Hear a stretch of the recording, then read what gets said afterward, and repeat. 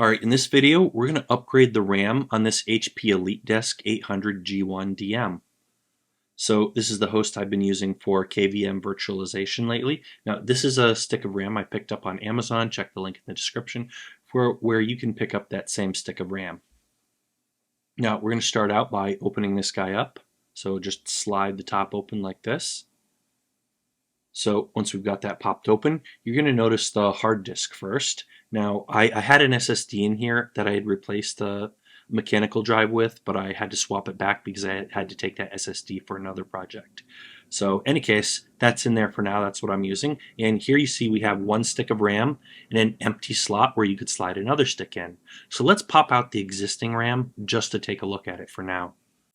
So pull this right out and let's take a look at another angle. Here it is up close, very briefly.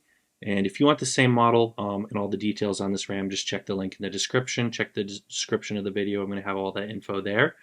But in any case, I'm going to put that back in and unpack and fast forward the new stick of RAM. So this is another 8 gig stick of DDR3. So that's going to give me 2 sticks of DDR3 RAM with basically the same specs. And that's going to give us a total of 16 gigs of RAM, which is the max. And here they are side by side. But yeah, it's going to give me 16 gigs of RAM total, which is the max that this system can handle according to the basically the official documentation. So I'm going to pop the original back in there, and then we're going to stick the new stick of RAM in there too. Now, interesting thing, I actually ran into some issues with this, which I did not include in this video.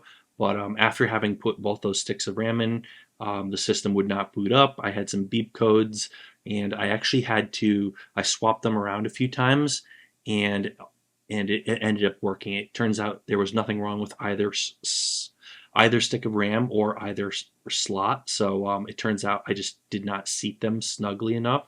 So I had to pull them out and reseat them. So if you run into a similar issue, first thing you try with RAM is just reseating the RAM.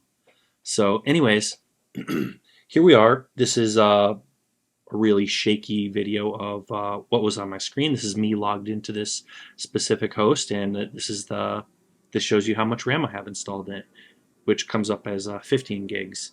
In any case, yeah, if you found this interesting or maybe even helpful, hit that subscribe button, give me a thumbs up, leave a comment down below, any questions, comments, criticisms, whatever you want to say. If you know something I don't know, leave a comment down below for, not just for me, but for the next person who comes along and watches this video and reads the comments. And that's about it for today. So as always, thanks for watching, and we'll see you guys on that next video.